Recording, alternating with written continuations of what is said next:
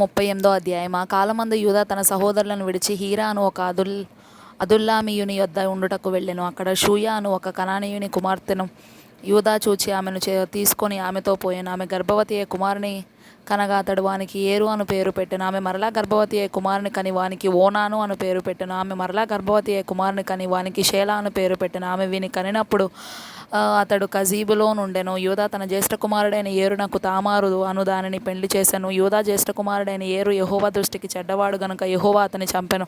అప్పుడు యూదా ఓనానుతో, నీ అన్న భార్య యొద్దకు వెళ్ళి మరిది ధర్మము జరిగించి నీ అన్నకు సంతానము కలుగజేయమని చెప్పెను. ఓనాను ఆ సంతానము తనది కానేరదని ఎరిగి ఆమెతో పోయినప్పుడు తన అన్నకు సంతానము కలుగజేయకుండానట్లు తన రేతస్సును నేలను విడిచెను. అతడు చేసినది యెహోవా దృష్టికి చెడ్డది గనుక ఆయన అతని కూడా చంపెను. అప్పుడు యూదా ఇతడు కూడా ఇతని అన్నవలే చనిపోవునేమో అనుకుని, నా కుమారుడైన షేలా పెద్దవాడగు వరకు నీ తండ్రి ఇంట విధవరాలుగా నుండుమని తన కొడలైన తామారుతో చెప్పెను. కాబట్టి తామారు వెళ్ళి తన తండ్రి ఇంట నివసించెను. చాలా దినములైన తరువాత షూయా కుమార్తె అయిన యూదా భార్య చనిపోయెను.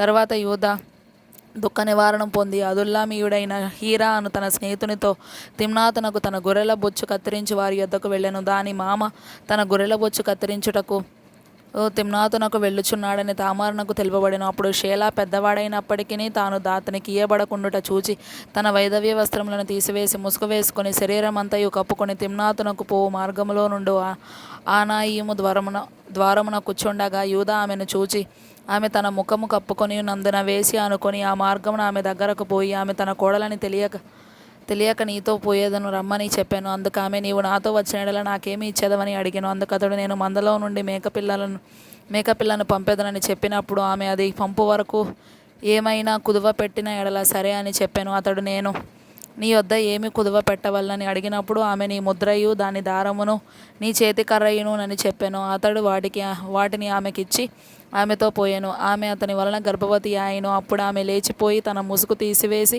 తన వైధవ్య వస్త్రములను వేసుకొనెను. తరువాత యూదా ఆ స్త్రీ యొద్ద నుండి ఆ కుదువను పుచ్చుకొనుటకు తన స్నేహితుడగు అదుల్లామీయుని చేత మేకపిల్లను పంపినప్పుడు ఆమె అతనికి కనబడలేదు. కాబట్టి అతడు మార్గమందు ఏనాయిము నొద్ద నుండిన ఆ వేసే ఎక్కడనున్నదని ఆ చోటి మనుషులను అడగగా వారు, ఇక్కడ వేసే అవతయు లేదని చెప్పిరి.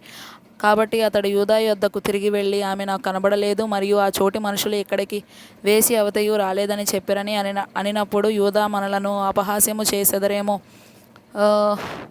ఆమె వాటిని ఉంచుకొననిమ్ము. ఇదిగో నేను ఈ మేకపిల్లను పంపితిని, ఆమె నీకు కనబడలేదు అనెను. రమారమి 3 నెలలైన తరువాత నీ కోడలకు తామారు జారత్వము చేసెను. అంతేకాక ఆమె జారత్వం వలన గర్భవతి అయినదని యూదాకు తెలుపబడెను. అప్పుడు యూదా ఆమెను బయటికి తీసుకొని రండి, ఆమెను కాల్చివేయవలనని చెప్పాను.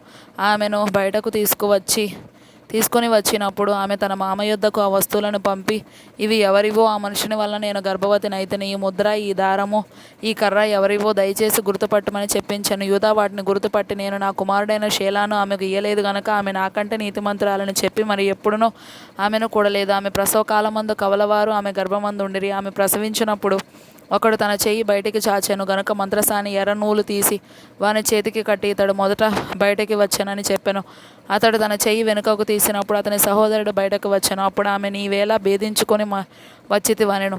అందుచేత అతనికి పెరెసు అని పేరు పెట్టబడెను. తరువాత తన చేతిని తొగరగల అతని సహోదరుడు బయటకు వచ్చెను. అతనికి జెరహు అని పేరు పెట్టబడెను.